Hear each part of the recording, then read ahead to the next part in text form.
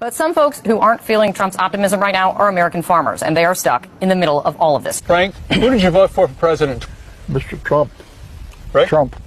Mr. Trump. If the election were today, Frank, would you vote for Donald Trump? No way. Couldn't happen. No. You voted for President Trump. So now, in this moment, you say you're in a free fall. What is your message to him? So I'm off the Trump train. Where I'm going for now is I got to protect my business. Island, a wheat farmer who says he's lost $400,000 since Trump took office. I think there was a lot of people who voted for him that want to stay loyal to him, but it's going to get to the point where financially, if it's between supporting the president or losing your family farm. You voted for the president? Yes, I did. And do you support these policies which might be hurting farmers like you? Right now, we're the ones that are taking the hit. I think he's sort of backstabbing the main people who got him into office in the Midwest, and he just left us down. So this morning I ended up on Nebraska Talk, and it was a bunch of people crying, why does anybody care about Nebraska? When we voted for Kamala Harris, when I cast my vote for Harris, that was me saying, I care about you, and I want you to survive and thrive. Okay, you knew better than anybody else that your state thrives and survives off of migrants' backs. Okay, and instead of them waiting for ICE to come, they decided to peace out before they could come and get them. I don't know what to tell you guys anymore. This is what you voted for. Whether you like it or not, whether you want to believe it or not, this is exactly what you voted for. And now you're feeling it. What do you want us to do? You want a government handout? That's socialism. You voted against that. No. Sadly, the reality is that you'll probably have to sell a lot of your farms for pennies on the dollar to large corporations and manufacturers. But don't worry, they'll probably let you work there for a minimum wage. Friend, pick up the phone. So there was a farmers union event in Wisconsin, and a lot of them are in the find out stage of their support for the Dollar Tree dictator. They said, hold up. We thought we were exempt. We thought we voted for hate and racism, but just not when it affects us. You see, because we're struggling.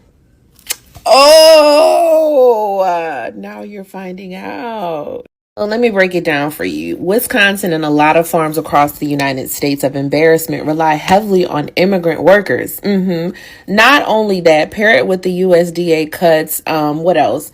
They're cutting funding. Immigrants, even if they have temporary visas, are afraid to work because they think that ICE is going to come and pick them up from the farms. And then the farmers are like, wait, well, because we don't want to do that. That's not what we signed up for. And they're upset. And we said that he was a liar. He was a liar. One of the farmers at the Dairy Queen, it's not the Dairy Queen, one of the dairy farmers in Wisconsin said, this is not about politics. It's about survival. We can't milk cows without workers. Oh, really? So that's what we got for American farmers, is zero empathy. No, I mean, we did have empathy and we cared. That's why during the election we tried to warn you, but you called it fear-mongering. We want them to fail. No, nobody wants farmers to fail because that's terrible for all of us. But again, you were warned before the election. Like, plenty of people were talking about that. That's what Americans are saying right now is well, next time you'll vote the right way. No, we're pretty sure that most of you will never change the way you vote, regardless of how bad things get, so. Or that's what you get for who you voted for. To be fair, this is what you voted for. That, to me, I want to say it doesn't sound very American of people. I mean, it's not about being American or un-American. It's about the fact that we are where we are because a lot of you, most of you, could not stand the thought of seeing a black woman as president.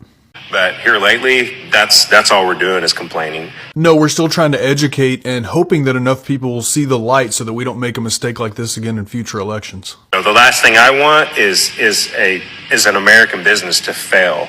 I don't think anybody wants to see that, but again, everything happening right now is because of the way America voted. I don't know how much more we're going to see for the next 3 or 4 years. Well, hopefully we can start to fix things next year if we vote properly in the midterms and put people in office that will actually fight against everything that's happening right now. Hint, that is going to be nobody endorsed by this current administration. So the FAFO train is stopping in Lexington, Nebraska. The Tyson Beef Factory in Lexington, Nebraska just announced that they are closing their doors. This is going to affect 3,200 workers in Dawson County. Dawson County voted 72% for Bone Spurs. I wonder if bathrooms and making Riley Gaines feel less mediocre was actually worth it. It is no secret that Nebraska has been feeling it ever since this spring. The tariffs really hit them hard, and the rolling back of all of the programs that Joe Biden put into place really hit Nebraska to the point where they were already yelling bankruptcy in May. And Bone Spurs kind of knows that his tariffs are the reasons why the prices of groceries and everything else has gone up, because on November 13th, he signed an executive order to undo his executive order. And he's seeking praise for fixing something that he broke. He signed an executive order to remove tariffs from things like beef, coffee, bananas, and tomatoes, as well as some other things. And this is undoubtedly so that he can say that his policies are bringing prices down when people finally start seeing relief for the items that he canceled his tariffs on. But the thing is, he created the problem. He created those price hikes. So signing this order to bring the prices down for items that he deliberately brought the prices up for isn't a win. But he's going to claim it's a win, and his people are going to believe him. But here's the problem when it comes to our beef farmers.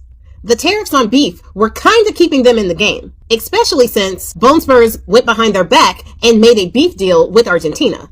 Because the tariffs are on imports, meaning everything that we get from other countries is tariffed, that means that the stuff that is made here in the United States was cheaper than the stuff that we got from other countries, which gave the cattle ranchers and beef manufacturers a little bit of a leg up when it came to selling their beef against the competitive market of other foreign countries selling their beef here in the United States. Now that Bone Spurs has taken the tariffs off of beef, and he has screwed the cattle ranchers when it comes to the Argentina deal, as well as leaving tariffs on things that those companies need in order to do their day-to-day work, increasing their overhead costs while also decreasing how much they make and how much they can sell. Taking the tariffs off of beef at that point for imports makes those imports cheaper than the American beef. And thus, people will probably start buying more of the imported beef than the American beef.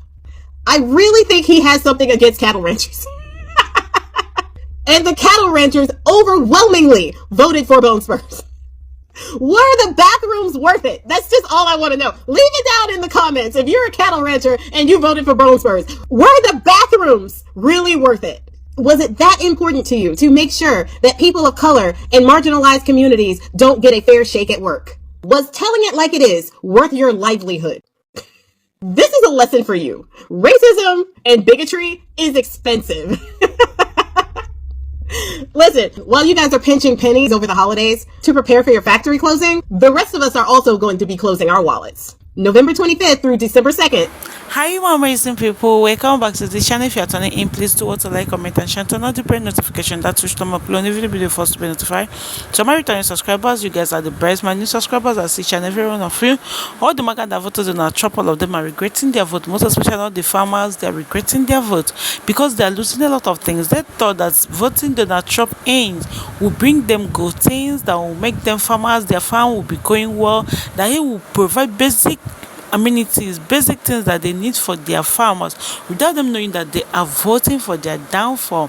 All of them that voted on Trump, all of them are regretting their vote. Oh yes, they are crying. They are saying that they never knew that their vote will cost them a lot of pains, a lot of them to lose their farmers. So you that watch this clip of video, what do you have to think about the whole things that is going on in America? Not only America, the whole world alone, because all these